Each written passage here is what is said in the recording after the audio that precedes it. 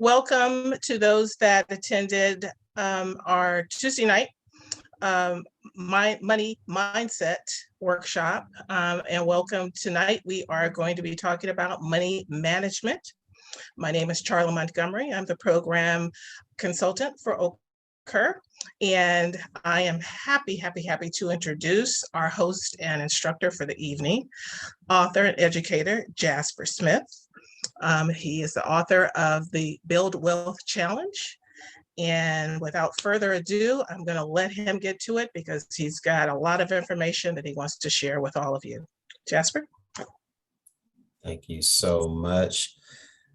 Thank you, everybody, for coming back for round two.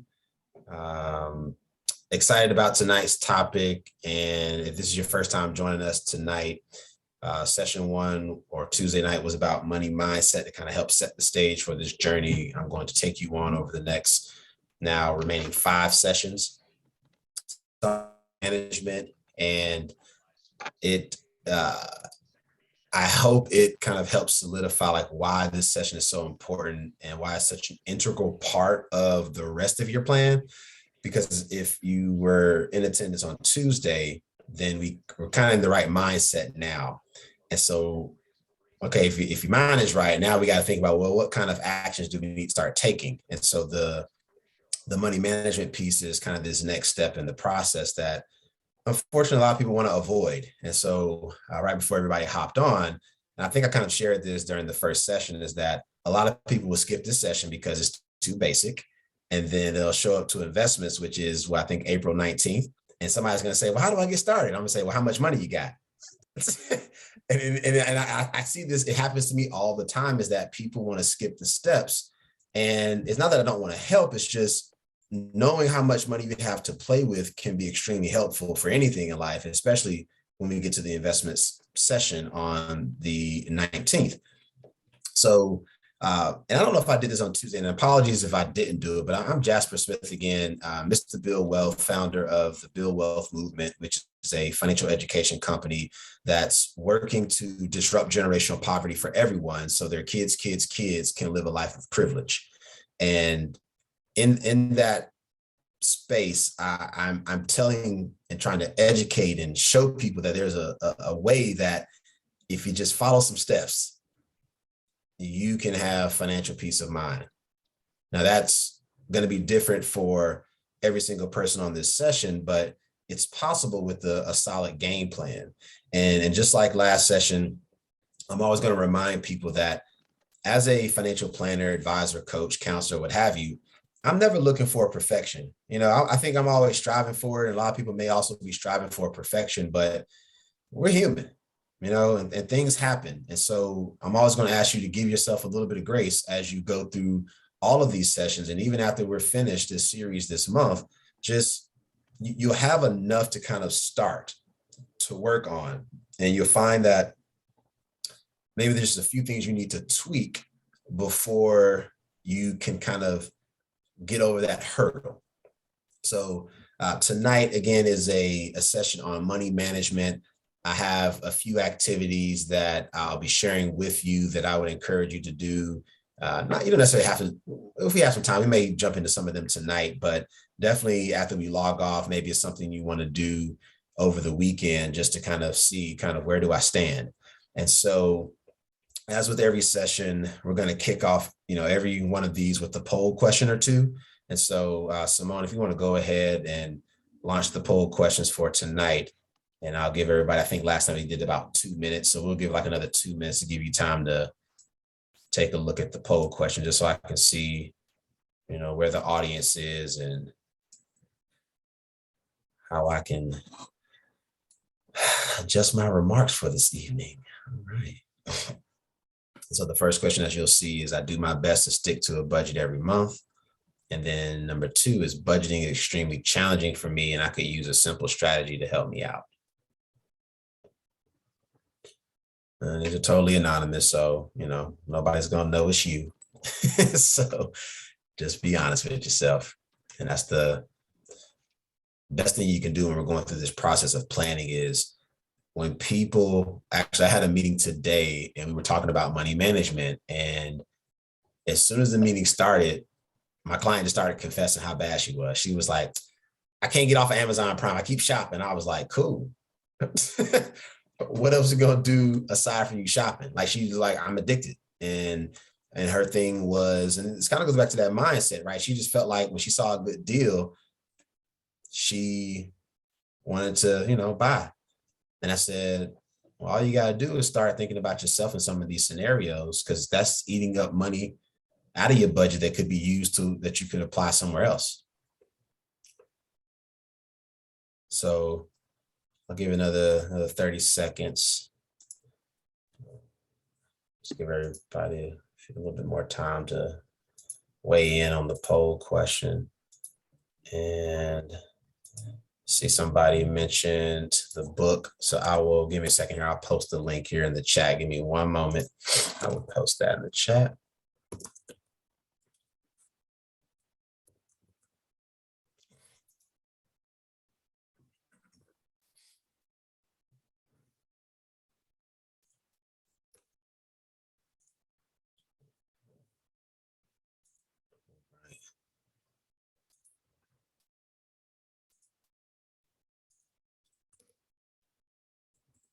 Link will work. All right, so I just posted, somebody was asking about the book, so hopefully that will pop up. And then to Laura, I won't be sharing the deck, but I do believe all these sessions are recorded, so I'm not sure how soon after these sessions all the registrants will receive the link to review the presentation, but yeah, I won't be sharing the slides. Okay. All right, cool. So thank you all for those poll questions, answering those poll responses. And that just kind of helps me see kind of who's in the group tonight. So thank you for taking that time. And then Charla, could you unshare again so I'll hop into my deck here. All right, thank you. Let me here, pop back over.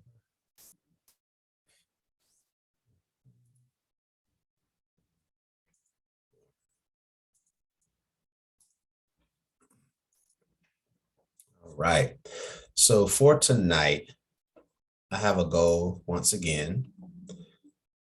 And that goal just so happens to be the same one from Tuesday, is to change the way you think and feel about money in order for you to achieve financial peace of mind. That's my goal. I'm gonna keep doing my part to try to change the way you think and feel. If I can do both, we're cooking with Crisco. If I can do one, we're still cooking, and I'll take it. So again, tonight's topic is all about money management. And let's dive in. So when people see the word budget, this is how they feel. They see the word, or somebody says the word, and in the chat, if you've ever felt like this, when somebody said work on a budget, I want you to just put a number 1 into the chat right now. So if anybody has said, hey, work on a budget, need to do a budget, just hit the number 1 and punch it into the chat. Because this is how most people feel when I say the word in any session, or I'm doing a talk, or even just, engaging with a client. Like, this is kind of the feeling that most people get. And so I wanted to really kind of have this discussion around the budget, because it just doesn't get a fair shake.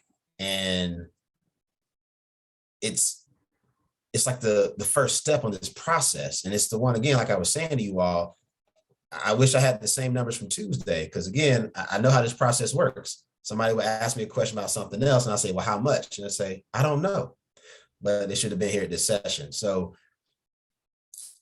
if budgeting is a challenge, who do you all think we can blame for our budgeting issues, concerns? Actually, where can we place the blame, or who can we blame for the reason that we feel like this kid when we hear the word or see the word budgeting? All right, we got capitalism. And you can type it in the chat if you want to come off mute and just share it. Either way, I'll take any response, any way you want to respond. So in the chat, you can type your answer. I believe ourselves. All right. Okay, so we got capitalism. Okay, I love this. All right, so we got some Look at that. Jalissa Brown from the United States is back on Thursday, y'all. Look at that. Hey, Jalissa Brown, United States. Can you repeat the question, please? Yeah. So the question is, if budgeting is a struggle, who can we blame for it? Or where can we place the blame? For our parents. All It's right. always your parents' fault, everything. Love it. I'm gonna go with education. All right. All right. Love it. Okay. So we got education, we got capitalism, we have a couple people said myself, we got family, we got parents. Y'all have gotten pretty much all of them. Yep. Lack of money. Yep. You can blame that too. But that's kind of yourself, right? Lack of money, I kind of put that on you. But so we've already had a couple. So you're right. I think it starts with you as the individual. Yeah. Sylvia just took the words out of my mouth. So it is the procrastination factor that creeps in, right? And we talked about mindset on Tuesday. It's this feeling that I know I should do better, but I don't. And even when it gets tough, sometimes we still don't act right.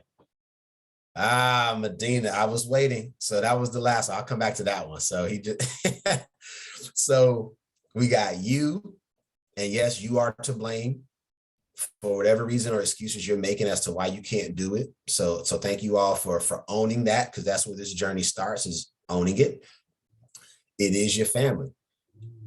Whether it was not seeing money managed the proper way in your household, or just being around your family and or friends, or wherever you grew up, and just you're seeing the same way of living and you didn't know better.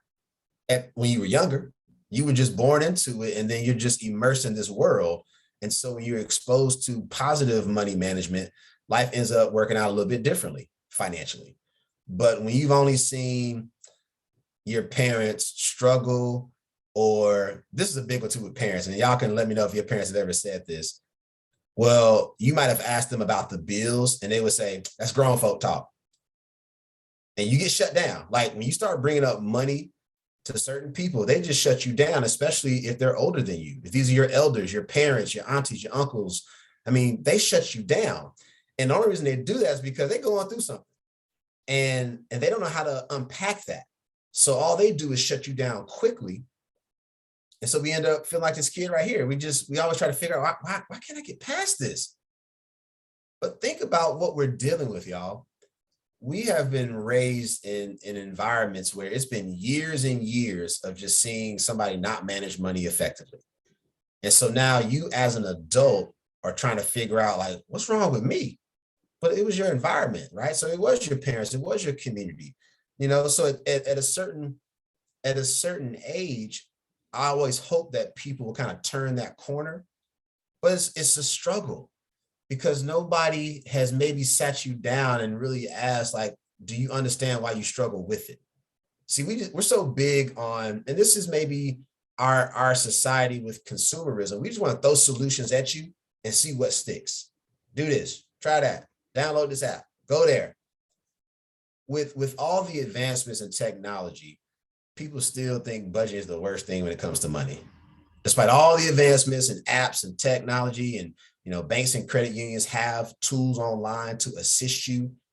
Even with all that, people still struggle with budgeting. I think it's fascinating, right? Because it's just what I do. People always say, well, if I have the tools, you got them, you ain't using them. Because I think the budget itself is a tool that's very effective. But I also think, like, if you don't use it, it can't help you. It's like a hammer. Like a hammer lying on a table is useless. If you pick that hammer up and swing it, you can go build a house. You can build stuff if you swing a hammer and it's like, bow, bow, bow. The budget is the same difference. It's the same, it's a tool. But if you don't pick it up and maybe write on it or download the app or look at the app or review the app, we never get over this hurdle. So you go through life, and some of us have maybe been here where you started earning more money and still thought that money was the gateway to figuring this out, but you never trained yourself to be prepared to earn more money. So we get the new job, we get the promotion, we get out of school, we get the certification, we get that new opportunity. opportunity. And then we still try to figure out, like, why do I still feel like this? I still feel like this kid on the screen. This is my reality, y'all. I've got young tech millennial clients. Well, they're even younger than me. Like they may be Gen. And they're making hundreds of thousands of dollars a year. And they will tell me, I'm living check to check. What? I mean, I'm talking single, no kids, no pets, no mortgage. Some of their rents are a little extravagant, but I keep interacting with these people. And I'm like, this is unbelievable. And I do understand that in California and New York and other places in the country where the cost of living is higher, I get that part. But you are a single person making all this money. I mean, something's got to change. And when I hear people who don't earn as much tell me they wish they earned more, I would say your problems aren't going to go away because you earn more money. You're still going to feel like this kid feels here on the screen because you haven't figured it out yet. You just haven't. And until you figure it out, you'll keep feeling like this kid right here. Let me check the chat here. I saw something pop up in the chat. I like this. So we had an unknown budget. I like this because the mom or the parents said we can't afford it. That was a budget. Yeah, that was a quick way of saying we can't get that. My mom, and I'm glad you brought that up. My mom was the queen of saying no. I was the little kid. We used to go to the mall. Like I would always run off and grab stuff, and my mom would be like, nope, nope, nope, nope. And then at some point, she would make me hold on to her purse. And like, you're going to stay right here so you can't run around and keep trying to tempt me to buy something for you. And that was her way of controlling the spending when we went shopping. So we got you as one of the culprits that we can blame. We've got our family, our parents, whomever we grew up around. A couple of you mentioned education. My goodness, this one hurts me a lot because during the pandemic, I was working on an effort to try to see what I could find around like financial literacy and how each state compares in terms of their efforts. And most states get a failing grade. And it's really sad that our kids spend so much time in school where I think it would be relatively easy to infuse some type of basic money management skills. And the budget is an easy one that could be applied to any math class. I mean, we're talking basic math that as a part of the math lesson, they could do a budget. The kid might not totally get it at that moment, but just think about if you're immersed with a real life example and the kids are forced to think about spending, what money's coming in and going out. I mean, we could change the game. I think in the last, maybe a week or two, I think Florida just passed some legislation to kind of mandate a basic financial literacy course before they graduate high school. I think there's some other states who have some mandates, but overall, most states don't have any formal laws that say you have to provide it. I think certain, wealthier communities have programs, but the overwhelming majority do not. So I definitely agree with you all in terms of the education component, because that is a really big one that it would be almost kind of easy just to infuse it. But I'll share this with y'all. Sometimes I don't think they want people to do better. That's just my personal opinion. Like, I think as great as this country is, I think sometimes they just like, I just want to see some people lose. So we're going to withhold certain things and hope they figure it out on their own. I mean, if it wasn't for sessions like this, I just wouldn't have the reach that I have. I'm just one guy. But I think about an organization like Occur, I'm able to share more because everybody isn't exposed to some of this information on a regular basis. So I do think our education system is definitely also one of the culprits. And let me check here. I got another response here in the chat. Give me a moment here to check it out here. I definitely agree with you. This country is set up for failure. They don't deserve. If you think about the way you're taught in school, they teach you things to build this country, but not build yourself. Yeah. And to that point, I think most people know that. And we still don't that's my problem. Like, we know that is the truth. We know how this country was built, and yet people still think I'm some type of scam artist when I present this type of information about here's the game. And you need to either learn the rules and apply them to your advantage, or you're going to keep getting played. Most of us just keep getting played because we won't take the time to educate ourselves, to try to do something different. And yet we know that nothing's perfect. But I think at some point I have to ask people, like, are you okay with your current situation? Because if not, you can change that. I believe you can change it. It's not going to happen overnight, but we've got to understand that there is hope. There is light at the end of this tunnel. And that's why that first session was about mindset on Tuesday, because just believe you can do it. That's the first step. Laura, I'm gonna read yours to the group in case people missed it. So there are cultural and gender issues influencing our relationship to money. I'd agree with that. Women weren't allowed to have credit cards and bank accounts in their names. Yeah, definitely know the history about that. I believe this is happening, and Black people are still denied certain levels of financial services because of the color of their skin. Yeah, racism alive and well, y'all. Racism is alive and well. I never forget what country I live in and the color of my skin. I never forget that. And just know, again, learning the rules, using them to play the game the right way. Some of that stuff you cannot avoid, but you can put yourself in a better position, or at least put your immediate family in a better position. I can't save the world, y'all, but I try every day. With each client interaction, each session like this, I'm just like, maybe somebody will listen today, maybe next week, maybe not. I don't know. We'll see. Let's see. Charles Smith is taxes. Yeah. Yeah, taxes are a big piece of this whole structure, Charles. So thank you for sharing that. So let me ask y'all this too, while we're on this, and I appreciate all the engagement. I don't have a heavy deck tonight, but I think it's more, this is one of those we need to have more conversation about, just to kind of get us kind of juiced up and excited about, moving forward with this stuff. Let me ask anybody in the group, if not you directly, and if you're okay with budgeting, that's fine. And if you're not, and I'll speak to the people who said, hey, they're not as great or want to do better with budgeting. Do you have anybody close to you in terms of family or friends that is good with money? And you can just respond to the chat if you want to come off mute and say, my cousin's good with money, my friend, my homie, whoever. Does anybody who's not good at budgeting or wants to improve? Do you have somebody close to you who is like tight with a dollar?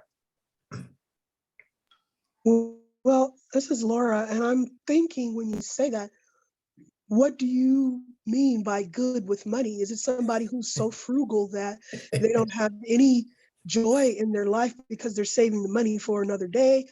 Or is it somebody who gets $1 and saves 10% automatically? Or, someone like Warren Buffett who lives modestly, but could afford to live more extravagantly. So, yeah. That's so good. You picked that one right apart, Laura. I appreciate you. Good is relative. It could be the super frugal person or somebody that you just deem to be more, I'll say, responsible than you are with money. Do you have somebody close to your life who you feel like, man, this person from your view is doing it the right way? Well, it's sad when you're the person in your family and friends who is the person that's good with money. Yeah, I need a better class of friends. Yeah. So to Laura's point, so my mom is the frugal person. I mean, she's tight with a dollar. Like if a penny's missing when she reconciles her account, it's gonna be a problem. Like my mom she is tight with money, and my dad isn't. Or he isn't as tight as my mom. It's rare that you find like two people who are both like savers or both spenders. It's usually a mix of the two. But like my mom was a really good example, like super good example. But I also agree with you, Laura. Like I think she was a little too frugal. So my mom, in case some of you all weren't here during the first session, my mom was one of those cautious savers to this day. She's early 70s, just hasn't ever trusted the stock market. And I've tried. My dad has tried. My brother's tried. Like nobody can get to her. I've sent her articles about why it makes sense to invest. So my mom's way was, I think, efficient up until the point where I learned I can do even better than my mom. I need to have some of that element of like frugality, but I need to also be willing to take a little bit of risk. So I was fortunate to have an example right there in my home.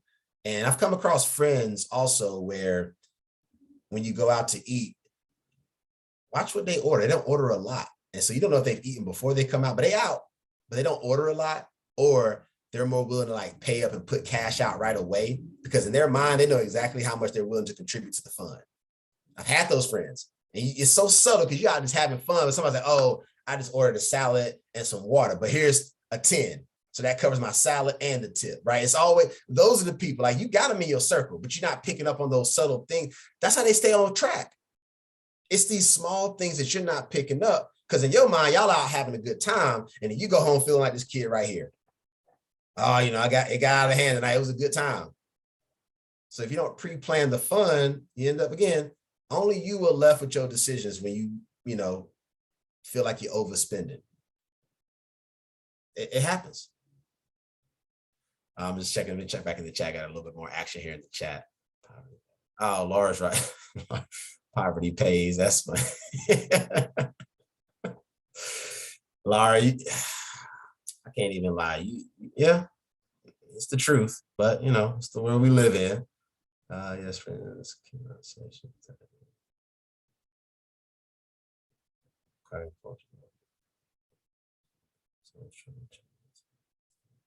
I like this, and if I pronounce your name incorrectly, just let me know. Is it Araya or Aria? And this is why I'm glad you're here while others are here, because I think somebody might be in the same boat. Like, I'm the first. I'm the only one in my circle who's trying to be the difference maker. And it's always going to be challenging. It's always challenging for the first, but they'll respect you in the long run for doing it. They'll respect you. They will, because my friends know that I don't like to spend the money recklessly.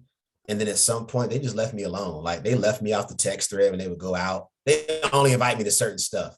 And I don't even feel bad because I'm not spending extra money. And it took some time, but your friends, if they're your real friends, they will respect your choices, and they still gonna clown you and laugh at you, but like, they're still your friends. And some of them will still hang out, and you can just say, I'm not going to do that with y'all this time. But we got to have the ability to kind of start to see, is what I'm doing in my best interest, or am I just going with the crowd? Charles, this is a good one. Charles, this is a good tip. Thank you for sharing that one. I always forget about the envelope system. It was a way to help people manage their finances, where whatever's in the envelope, that's all you can spend for whatever you wrote on the envelope. So it could be the fun money, it could be the going out to eat money. And it was just a way to visually kind of connect you to, well, if I'm going to go out to eat, how much do we have? And once you exhaust that envelope money, the cash, that's it for that. Usually I think people do like week by week. So you can do it longer if you want to, but the envelope system was a great way to help people with their budgeting issues. All right, so I like to show this diagram. This is a budget spreadsheet. You may have seen one of these in some form or fashion, some different color, some company's logo plastered on it. And I don't like this. And I'm just speaking from my own personal standpoint. I suck at doing budgets when they kept looking like this. And I'll be totally transparent with y'all. So in my early 20s, as a younger, brand new financial planner, every client I sat down with, I would say, hey, can you work on your budget prior to the meeting? Just so I can see kind of what money we have to work with from a planning standpoint. And I would just easily slide it across the table. I would email it to them. And I was never doing a budget myself. And Lord knows I tried. It's simple math, right? What's coming in, the income, write it down. And then what are my bills? Just write it down. Do a little bit of math and then see where I'm at.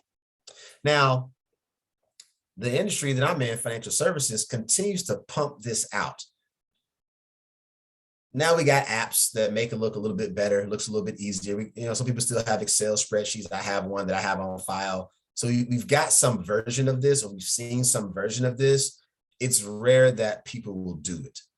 But is there anybody on this session who has ever done a budget and maybe you did it kind of old school and wrote it down like on a sheet similar to this? And if so, just let me know on the chat if you've ever committed to doing something in terms of the budget like this. All right. Love it. Hey, Laura, I see your hand raised. Go ahead, Laura. Go ahead. Well, I had the format and it was lovely. And some of the items, well, for a long time, I populated the items. Some of them were fixed, mortgage, what else? Car insurance, those things were fixed. So I didn't have to worry about them. But other things, you don't know what your utilities are going to be per month, or, and then there's always emergencies, and that's where I get caught. I tried very hard to stick with even planning and projecting. And the really weird thing is I write budgets, millions and millions of dollars for a living, and I can make it to the penny. But me, there gotta be some leeway in there, and I gotta have a hookup somewhere, Love it. Laura, thank you for sharing that. So I've had that actually happen a couple of times where people would say, for my job, I do bookkeeping, budgets, and for some reason they just couldn't do it on the personal side. And it's weird that you can do it in this one part of your life, but this other part you can't, or it's a struggle. It's the weirdest thing, but it's our reality. Marcus, I see your hand up. Go ahead, Marcus.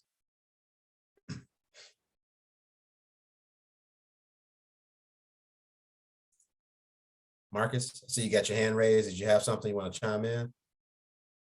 All right.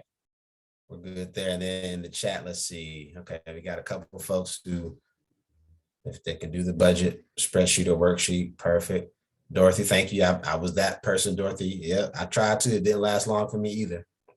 Oh, nice. Sharice does it, sticks to it. Perfect, perfect. Tina tried, love it. Trying is the biggest step. And said only when I owe the IRS. Sometimes it takes a wake-up call, right? The IRS is coming. It forces your hand. But we always hope it doesn't have to get to that level. But it worked. It got you to do it, maybe temporarily, but you were forced to kind of work it out. But that happens, right? So yeah, things like that occur.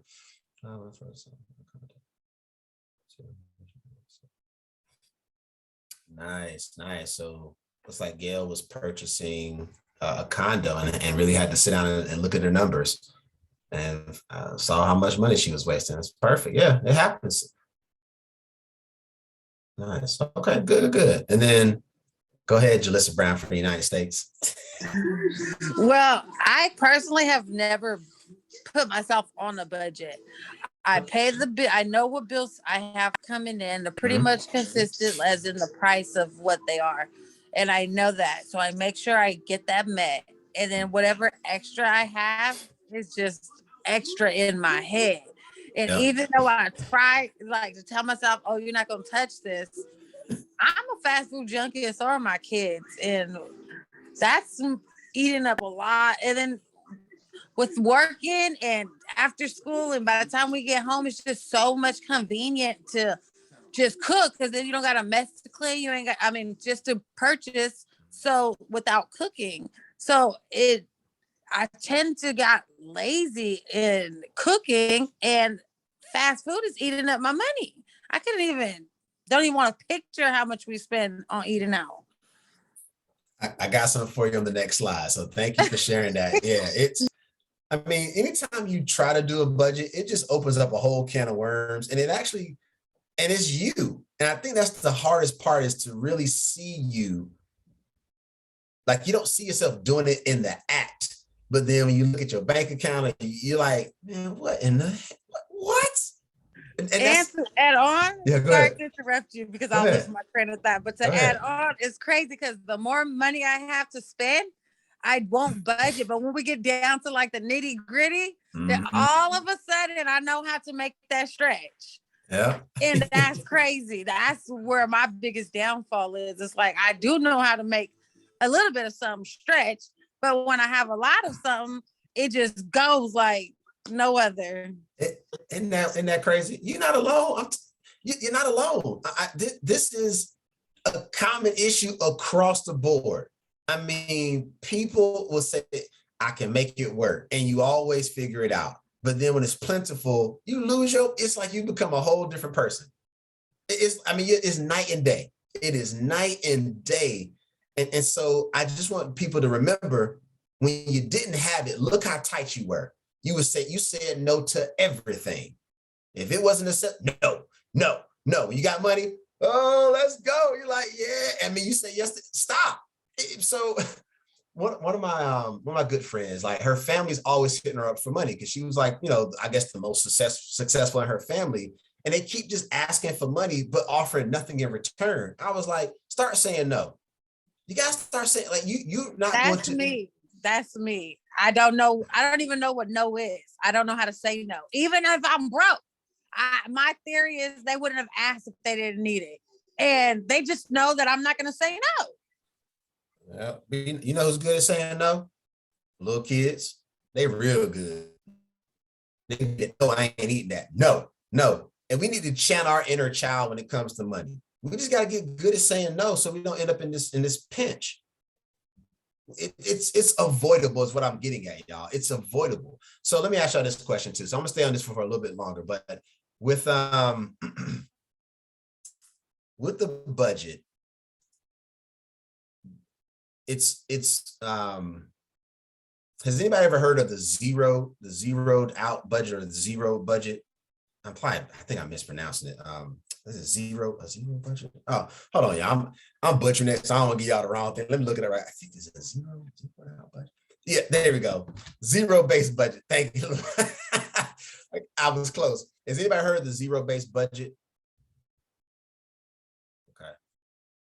Thank you for bailing me out there. I appreciate you. It was right on the tip of my tongue. Okay, so couple have.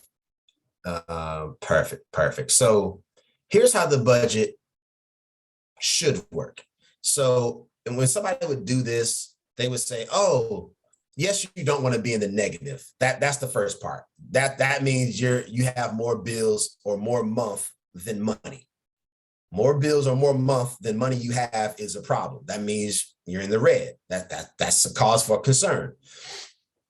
Most people will say, well, if I do a budget and have money left over, they start congratulating themselves, right? I'm not over my budget. It's great. That means you have less bills than the money you earn. That's a good thing. But in an ideal world, in this zero-based budget, every dollar should be accounted for. Every dollar. So if you tell me you go through something like this on the screen and you have $100 left, that means $100 should have been spent, saved, invested, put towards some debt. So in the perfect world, most people aren't maybe going to adopt the zero-based budget, but it made perfect sense to me. Every dollar should have been spent on something. And that spending could have been on food, fun, again, saving, debt payment. But in a perfect world, look at maybe trying to have a zero-based budget. And I'm not saying you're going to figure it out on day one. So give yourself some grace. Give yourself a lot of grace. Try it out. And just if you go through a month and you're like, hey, I got a little money left over, that means you should have spent it somewhere. That means you should have been saving it somewhere. It's hard to kind of manage this on your own, which is why I'm always encouraging people to consider working with a financial planner, a coach, getting an accountability partner. So I believe somebody had mentioned earlier, they're the only person in their group who is trying to do better financially. Well, find one other person in your crew who's willing to try it out with you. And then you all kind of just say, well, we're going to be the two people that's going to try to do better. And then once they see a little bit more traction and success, then the others will start to come. And then it becomes a movement. Now all of y'all are doing the right thing and you're checking one another. So you don't even need me. I'm irrelevant at that point, because now you are building the muscle memory to actually do what it takes to improve your situation. You have to go that deep. So if you want to try the zero-based budget, by all means, give it a shot. I mean, I definitely want to make sure that you're never in the negative if you do a budget. That's a cause for concern. That means you got too many bills. We got to cut some stuff out, or we got to earn some money, or we need a combination of the two. Earn more and start cutting off some bills if you can. And when somebody says I can't, I'm like, you haven't done a budget, because I will always find money. And I don't care who you are or what your income stream looks like. I've done a lot of time with an organization helping people with their credit. And these people are like, well, I ain't got no job, but they were getting a check from the government. And I said, cool, we can manage that. And what we and people were blown away when they're like, man, my disability check is like $500. I said, cool, how are we gonna split this 500? And we went down and I just asked them a whole bunch of questions about where they were spending their money.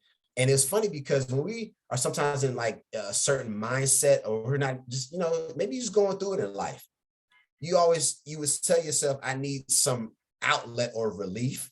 And what I would find for these people who may be on public assistance was they were spending too much money on like alcohol and cigarettes because they were trying to numb the pain. And I was like, that's part of this whole dilemma, right?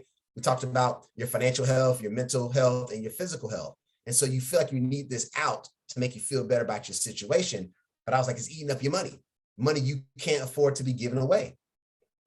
So Tina, we're going to talk about investments on the 19th. So we're going to hit the investments pretty hard on the 19th, Tina. So hopefully you can make it, but we'll talk about some different investment opportunities on the 19th.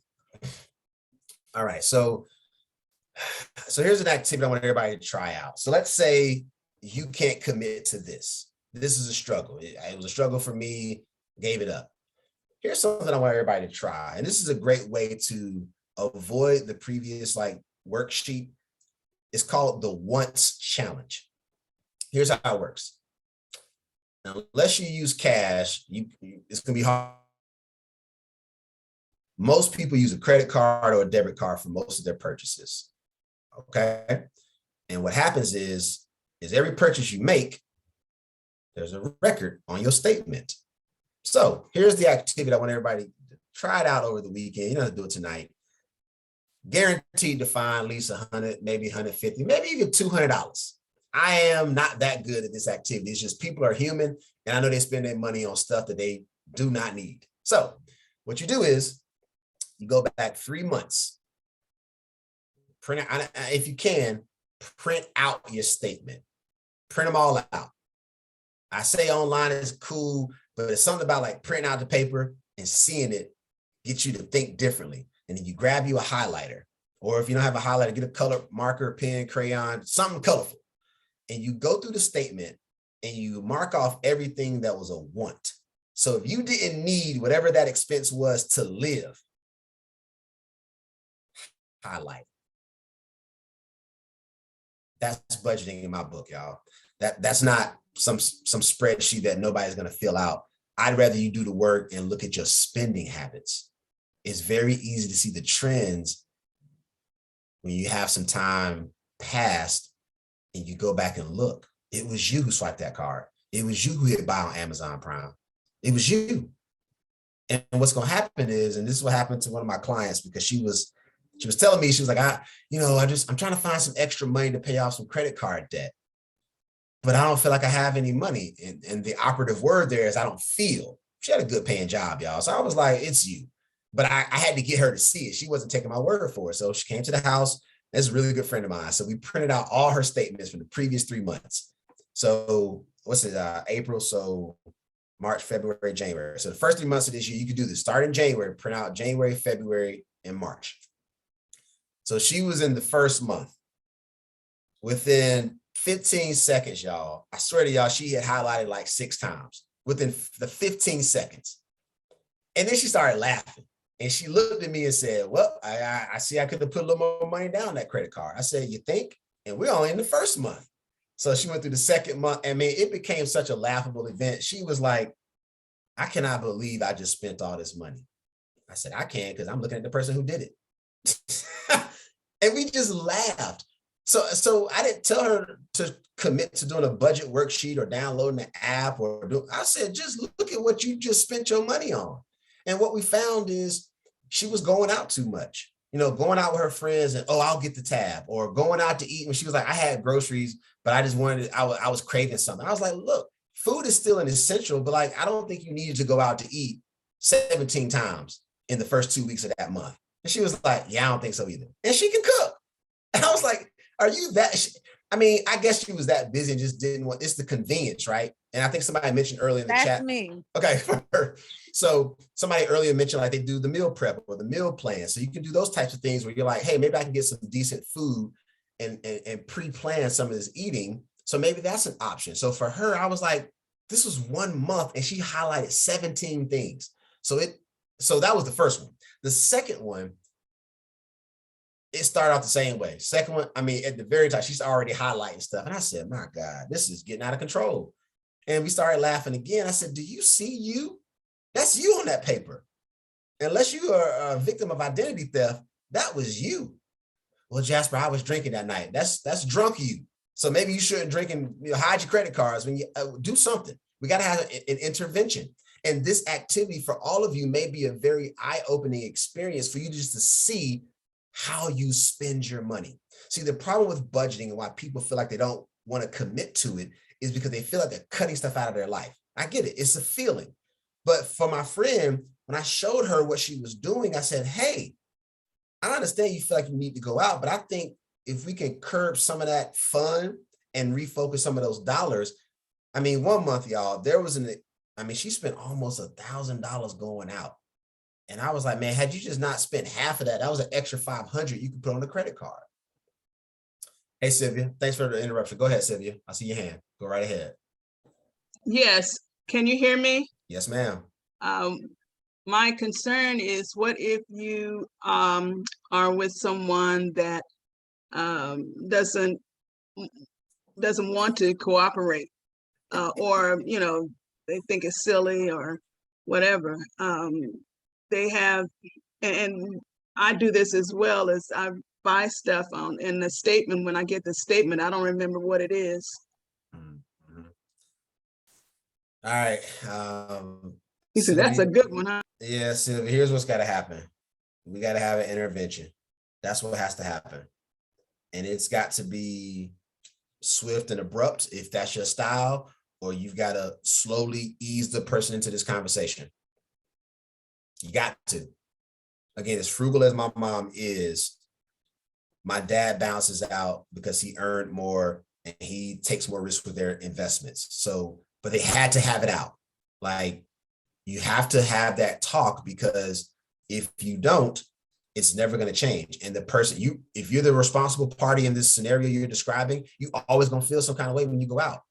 And how do I know this? Because I'm married and I go through it. And we slowly over time, I just got married last year, but in my line of work, you're not going to act the fool with this money. Like, we're going to talk. And I would always, real story. So we used to go out to eat, and both of us can afford to like pay, but my now wife would always happen to just like take a phone call or do something when the check came. And I kind of watched this. I was like, oh, she thinks she's slick, right? And we just get up, go to the bathroom, take a phone call, all of a sudden. I was like, oh, she thinks she's slick. And so she would do this on days where I necessarily didn't want to go out to eat. So I was like, we got leftovers. So now you bring in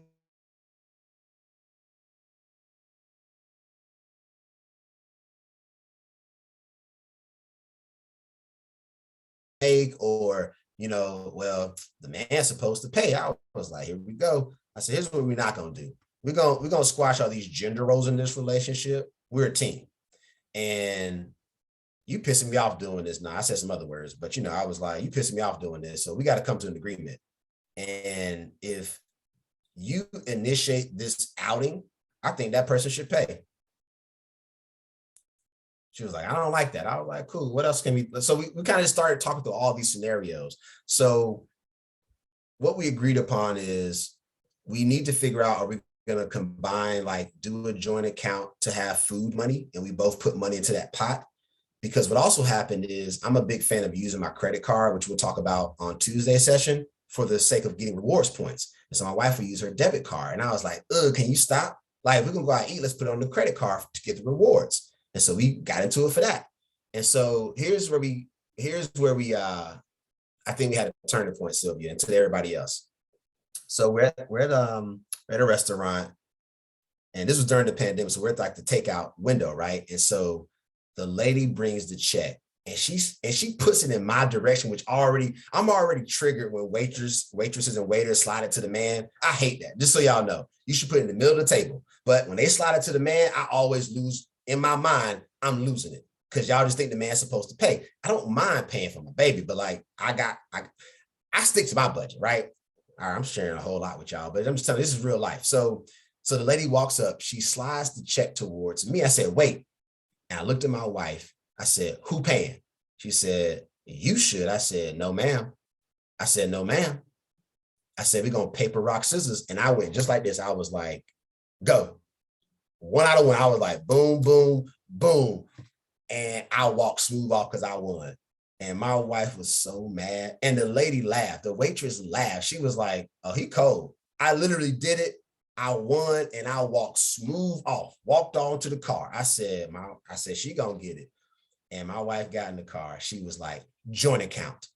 Like I squashed it because we kept going back and forth. And what I'm describing, Sylvia, is we were never gonna stop arguing about my methods of going out and using a credit card versus her trying to always make me pay. I was like, something's gotta give.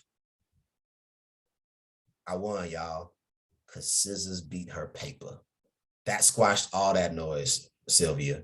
It's a real story, y'all. My wife be laughing, but I tell all these stories about my life because I know we can come up with a system that works for both of us. We like going out to eat, but why does it always have to fall on my shoulders?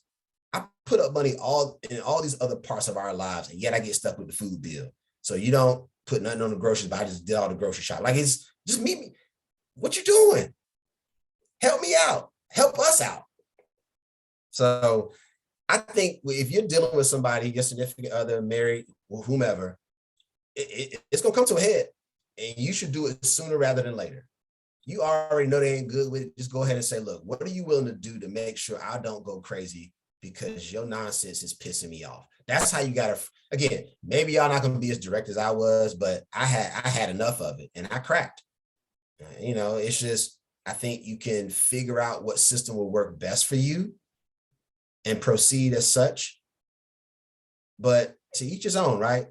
If you don't address it, the problem's not going to go away. And especially when it's coming to money. We already don't like talking about money, but now we got to make some decisions about it together.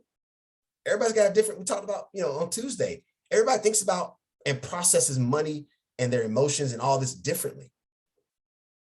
I think that he probably feels the same thing, same way about me. We just don't have the same, we're used to just spending, and not budgeting. And it's hard for him to change that because he's used to being able to do that and being able to afford to do what he wants to do. So it's frustrating to him. It's frustrating to me. And I wish that he was on this call, but he doesn't want to. But and that's the reason, right? You the one that's good with it and he don't show up. That's the kind of stuff that's like, you know what? These are the times where I'm like, unless you got something that's really important, I need you to at least sit through this session. At least. Because, and here's how y'all can do this to them. Some of y'all might get in trouble for doing this. If you really love me, you'll show up. Hey, look, I married this girl, right? We married now. If you love me, I need you to show up for this one time.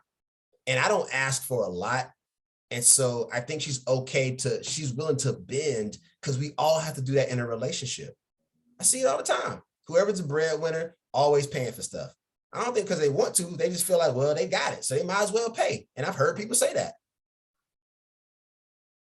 So I think until you address the issue, it's not going to change. Y'all going to keep having that tension. But I broke my wife that night with that paper, rock, scissors. She took that L, joint account. I mean, it was quick and smooth and swift. Just boom, boom, boom. You lost. And I walked off.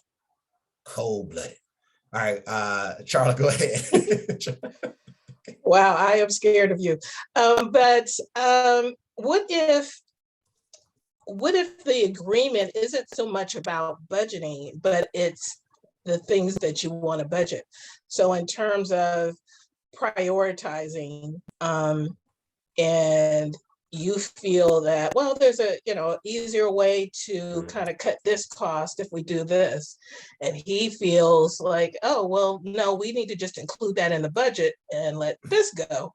Well, I like that, or I feel like I need that. And like you said, I'm using the term feel, but when you have a problem deciding what's a priority that needs to be taken care of, because need to me is different than need to him. Absolutely. And here's what you do.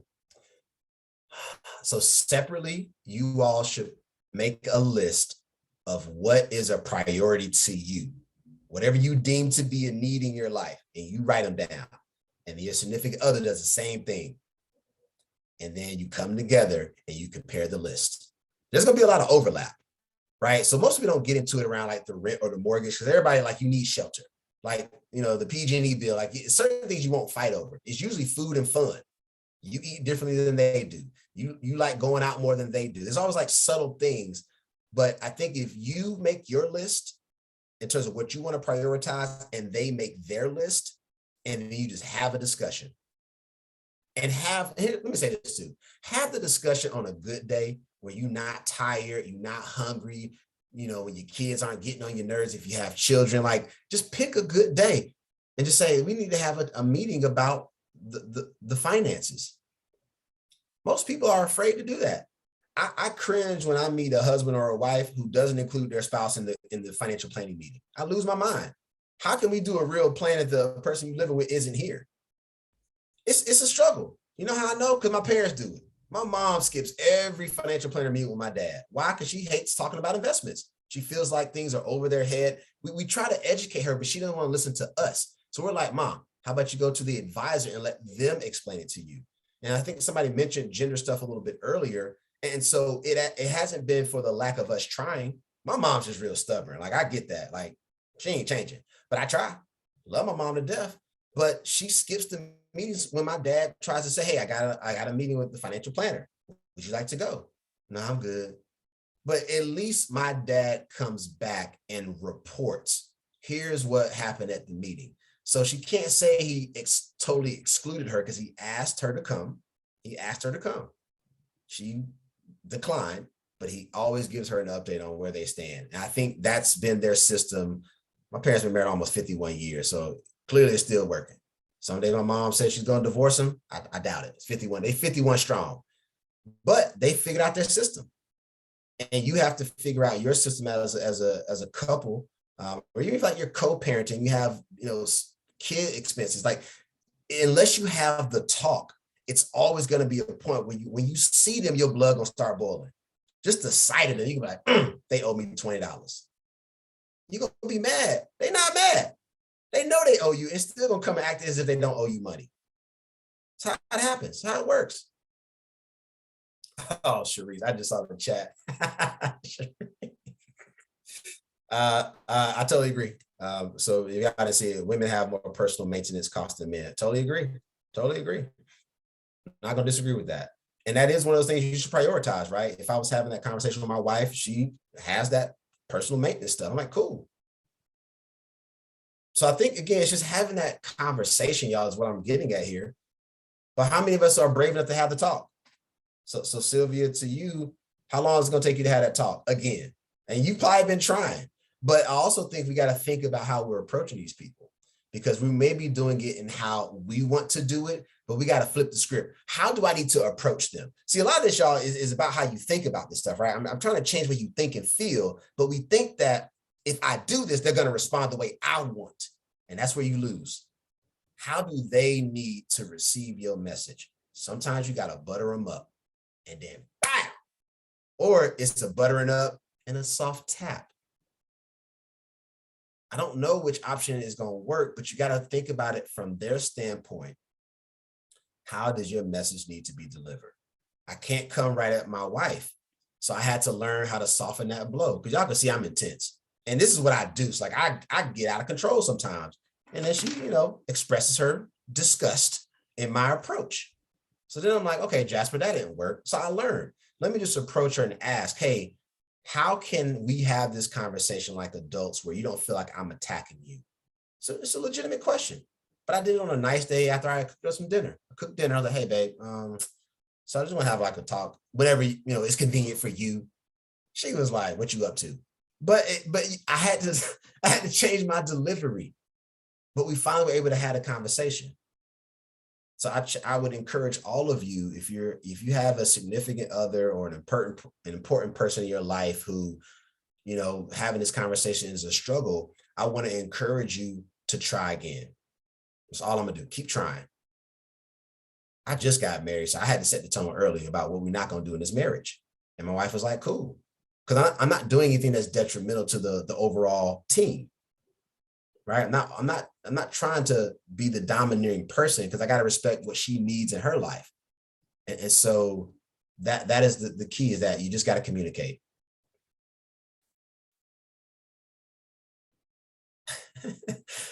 Oh, Laura, thank you. I'm not knocking that women have more expenses than men. I'm not even gonna disagree with y'all. I'm not gonna disagree.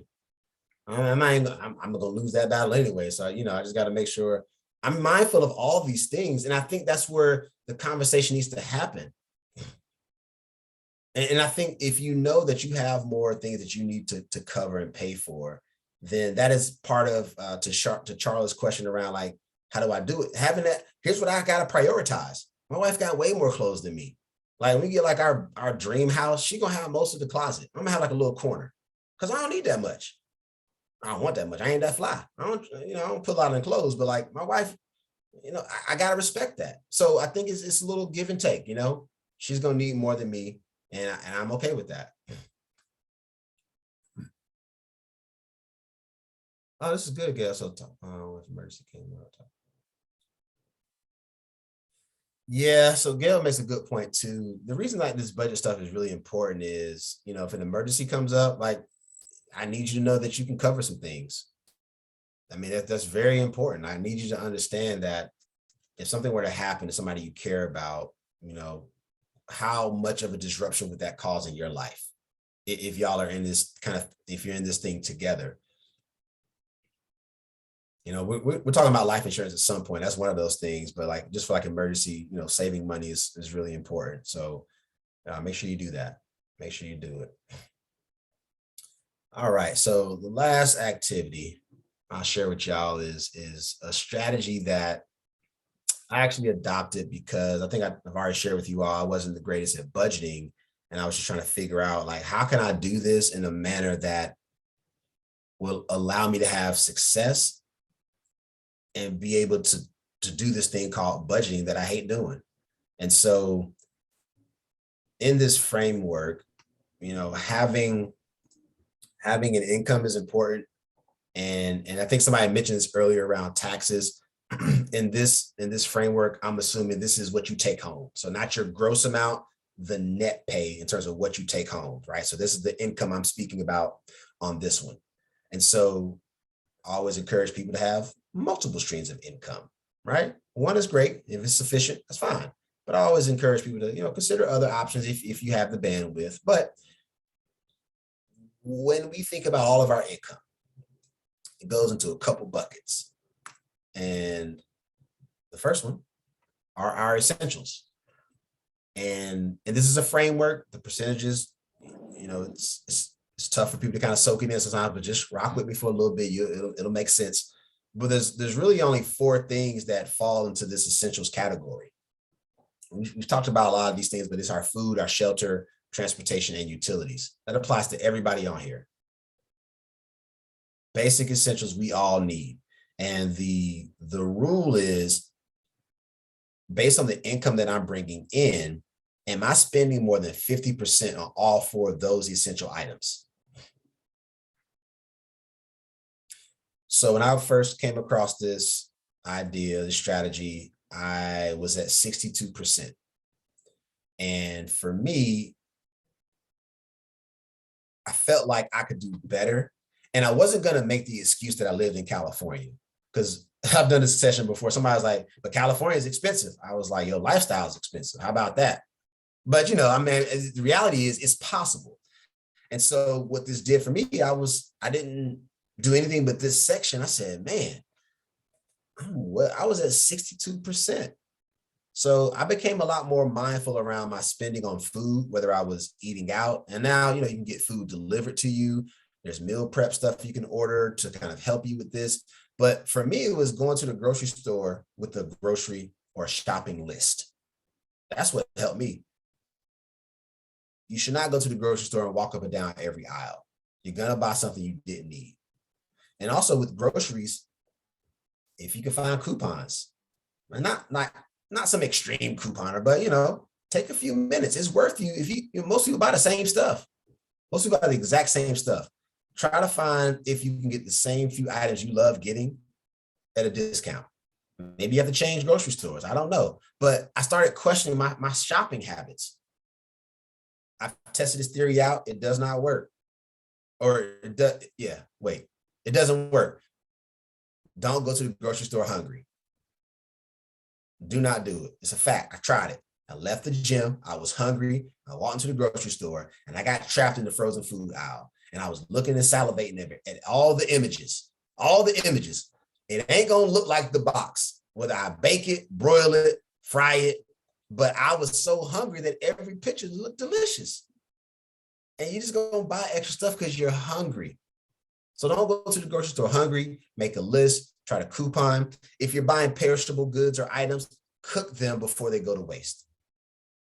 We throw out a lot of food. Somebody's got some food right now that's just rotting away in their fridge. They said they were going to eat, and it's been 2 weeks or maybe a week.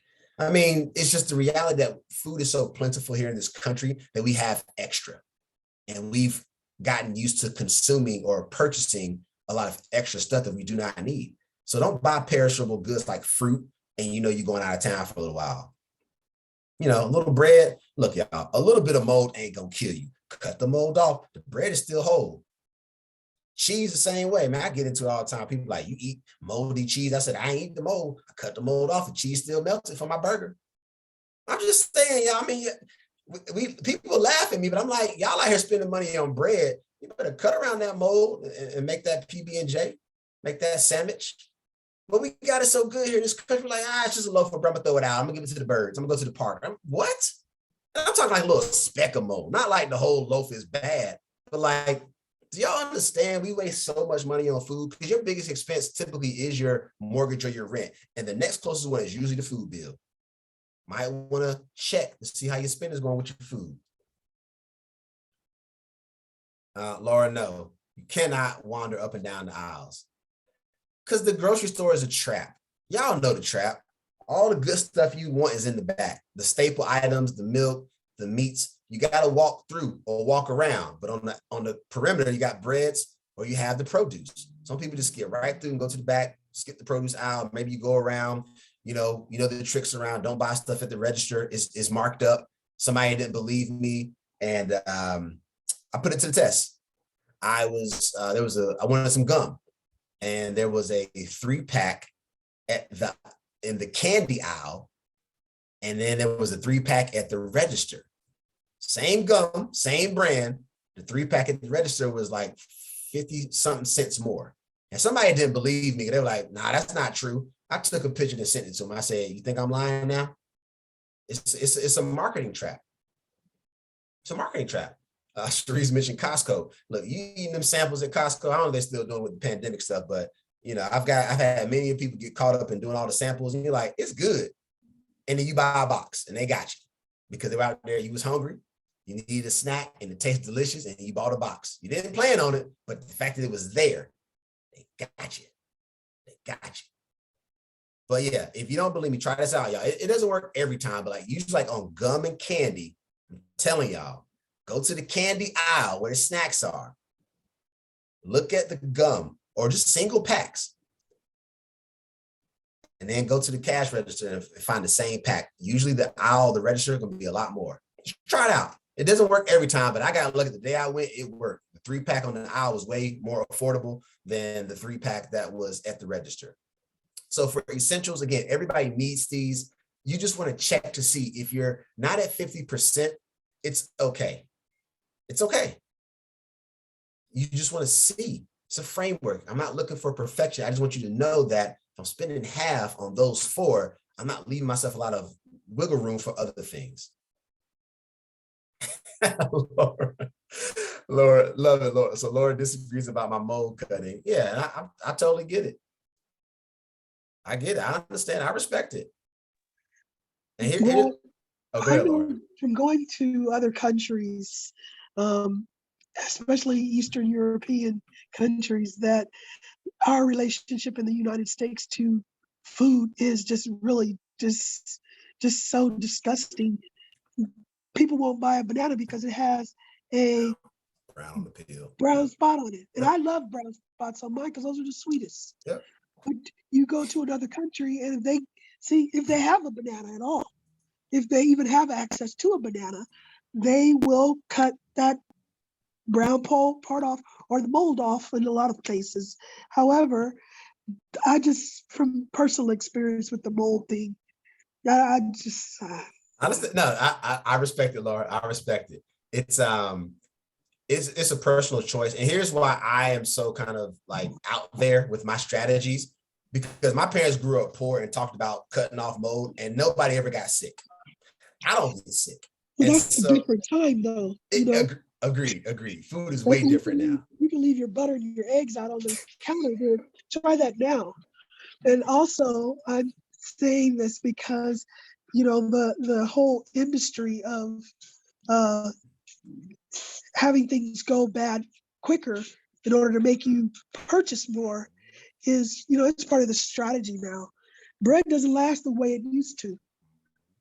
So that's just my small contribution to our probiotics. No, I appreciate you. And I don't know if y'all know about this too. So there's a company now that does produce that isn't like I'll say the prettiest looking produce. There's a whole business and industry around shipping produce that is, I don't know, they call it, what do they call it? Just imperfect. Yep.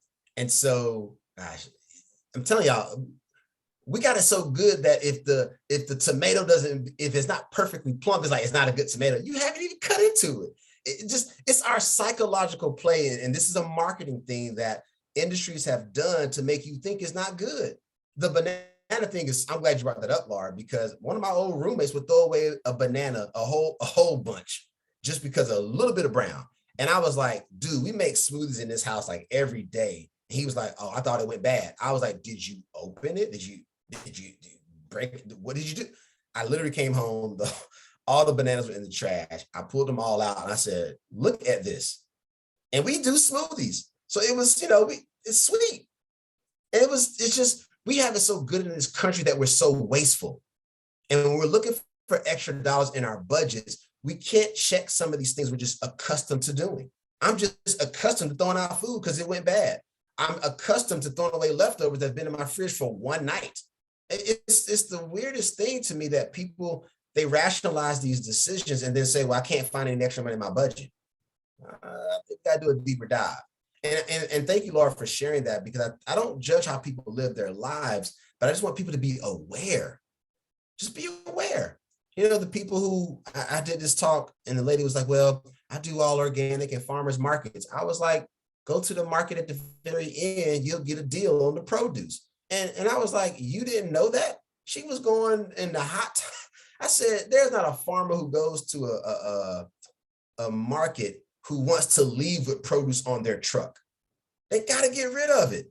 And it just blew her mind. I was like, yo, just go in the last half hour. You're not going to get the best of it. You're going to see a lot of imperfect fruits and veggies, but that farmer does not want to take that back. That's where you can cut into some of your food costs if you're going that route. I'm telling you, it is a thing that we don't want to address. So if you need to buy organic, have at it. Whatever you need to, just be aware of what you're spending your money on. That's, I think, the bigger point here, because we can argue what's good for you and not, but I do just want us to be aware that is next to our shelter. Our food expense is the biggest piece. It is the biggest. You look for extra money, go look in your fridge and look at all the stuff that's already expired that you did not use. If you buying in bulk, you shouldn't buy stuff you know you're not going to use a lot. It's going to go bad. It's going to go bad. So essentials, next is the financials, and we're only trying to apply 20% here.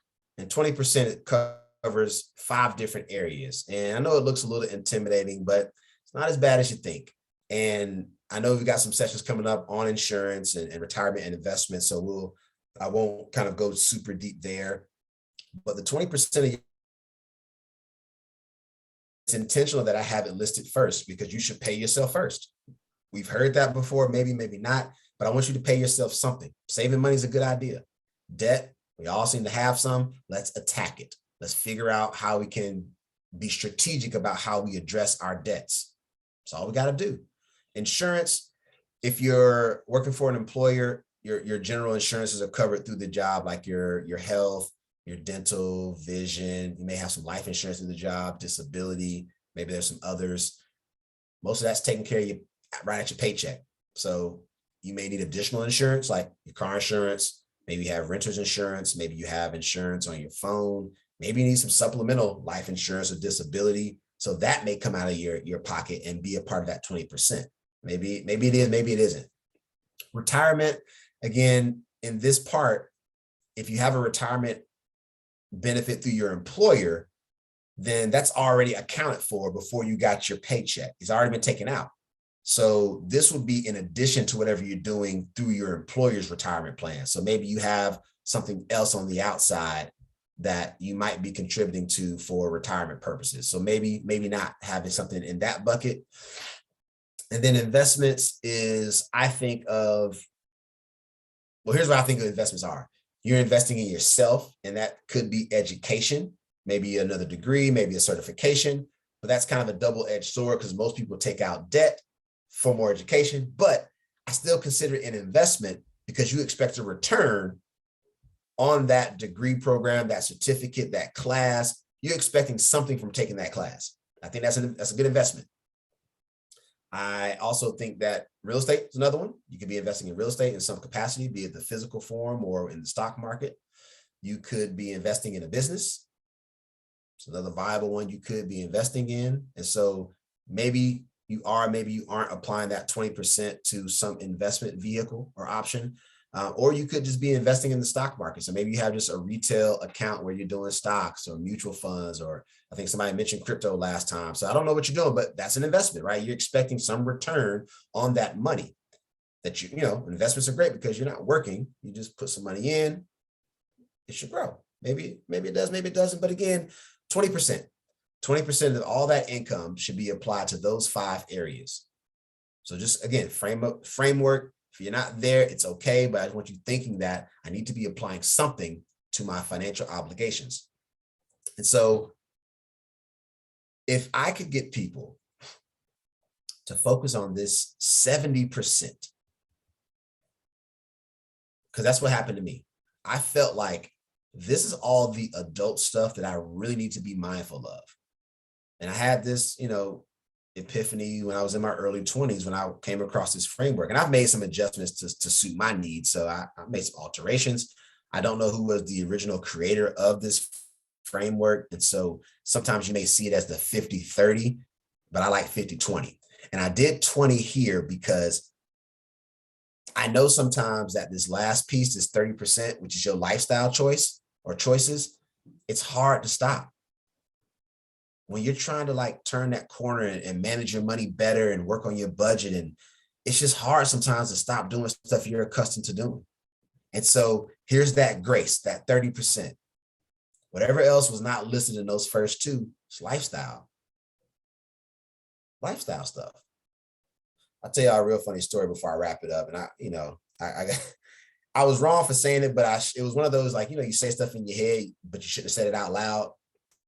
And so y'all gonna feel the same way probably, but I've grown, y'all. I've grown. I swear to y'all, I've grown.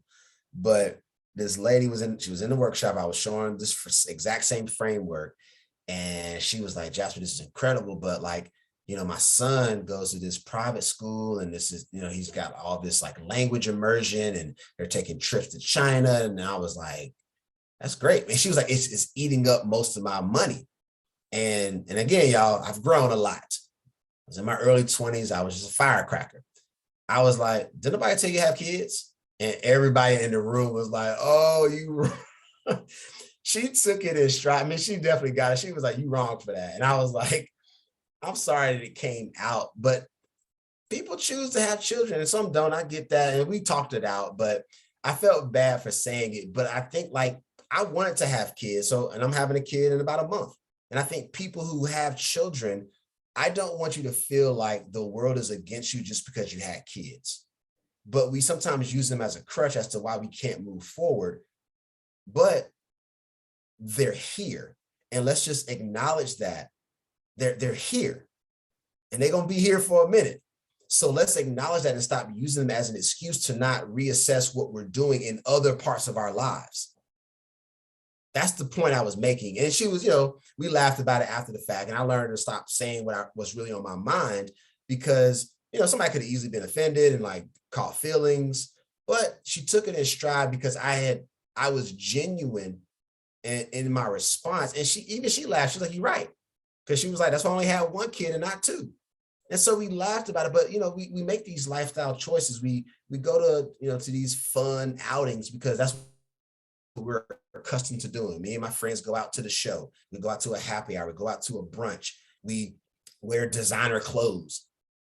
Clothes are clothes in my book, but again, I'm not the flyest guy, right? So, you know, I understand that investing a lot of money into my clothes, not so much. But that's just me personally. And some people need to look good. I get that. You want to look good. You want to look made. Have at it.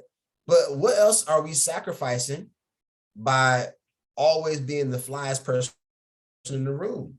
And I think this is really a cultural thing because when I think a lot of us have a distorted view of what wealth looks like because I think we see a lot of rich. And rich sometimes is pushed into our face, or even sometimes if there was this meme, and it really kind of stuck out to me in terms of this whole budget thing and this lifestyle choices. It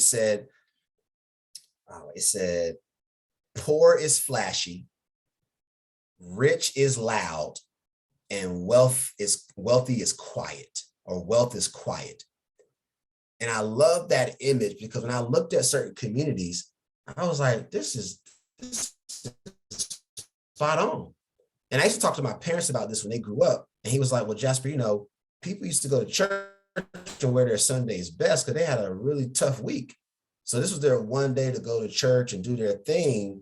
And they wanted to look their best despite having an awful Monday through Saturday. And so it's this kind of generational stuff that's just, it continues to this day. And so some people who don't have the most means are always the flyers. Like they care about their fresh pair of Jordans, but won't own Nike stock. I'm not mad at you for wanting a fresh pair of J's, but are you getting in on the real game? I mean, I love I don't own a fresh pair of J's, but when I talk to youth, I always see a kid who got a fresh pair of J's on, who I know didn't pay for them. And then I look at them and I say, thank you for making me money. And the kid is like, what are you talking about? And I'm like, I invested in Nike stock. So I thank you for putting money in my pocket. And the kid mind just blows up like, what is he talking about? Could I interest you in investing?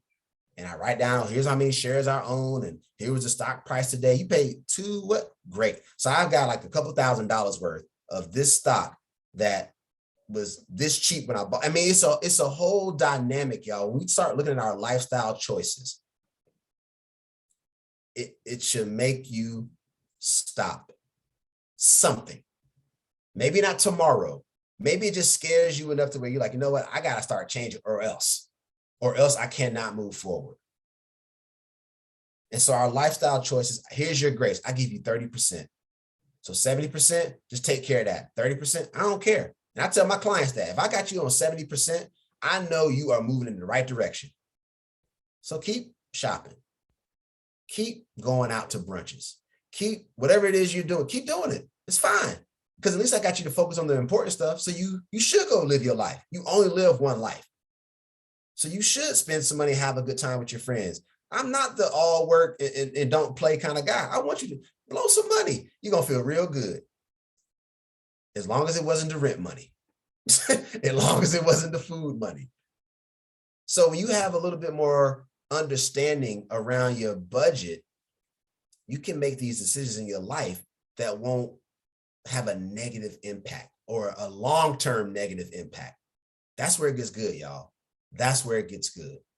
So the 50, 20, 30, just try it out. See where you fall. Again, you're not looking for perfection. I've already admitted a lot of stuff tonight to y'all, and I will continue to admit stuff that I've done because I too am human, but I was at 62%.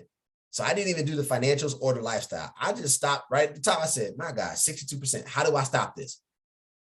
And the food thing was my biggest one. And then second, I moved out of my apartment. I was that dude. I could save more money going to live with somebody because all of us would say, I need my own. I got to have my own space. Yeah, temporarily, I didn't care about that space and I had an extra $500 in my pocket just because I made the decision to move. Some of us aren't that courageous enough to make those adult decisions. I suggest you grow up and figure it out. Make more money, cut some bills, or do a combination of the two. And I'm gonna stop. We had enough discussion this whole time, so we got like 2 minutes, but I thank all of y'all for the discussion because this session is more about the discussion and then seeing what you do with the messaging, because that's all budgeting is. Will you take something that you learned and actually apply it? Because if not, you're going to be in the same boat a year from now or a month from now. Just try it out. Try the once challenge. Try the 50, 20, 30. You can try the spreadsheet if you want to, or a budget template. Try something. Because it might, whatever you're doing right now isn't working, we need another strategy. So that time went by quick. We got 2 minutes. So thank you all again for hanging out on another hour and a half with me. I am excited about Tuesday's session, which is about credit. So hopefully all of you will be able to drop in. And as always, the ask is the same. Can you tell one other person to come through, to come hang out with us? We were a little light this evening, but I'm hopeful that over the weekend, y'all gonna be so pumped up. Y'all gonna be like, man, you gotta come see this brother on Tuesday. At least that's what I tell myself to get myself excited about these sessions. So I love these. If y'all can't tell, I love these discussions. I wish these would happen more often with every family in this country, but y'all are my extended family for the night and any other session you decide to attend. So I appreciate all of you for rocking out with me again tonight. Wonderful. Thanks so much, Jasper. So we heard the real deal here tonight, folks. That's for sure. I know I certainly did. Again, as he mentioned, next Tuesday, the 12th is credit. You don't want to miss that. I remember that from last year and it changed my life. He's got some tricks and some ways that you can get around stuff and raise that credit score, and they worked for me. So please attend. And like you said, let everybody know that you think may benefit from this, because we all need to come together on this and make a difference in our lives and those of our family members and our children. Anyway, good night for now. Please feel free to drop your name in the list. Drop your name in the chat if you plan to come. I don't want you to have to fill out the RSVP form again, but if you just drop your name in the chat, Simone will grab that information and mark you as RSVP'd for next Tuesday. Thanks so much. Oh, and I think there was a question about when you're going to get the recording within the next couple of business days. This recorded version of the session will be emailed to each attendee. Okay, thanks so much for coming. Good night.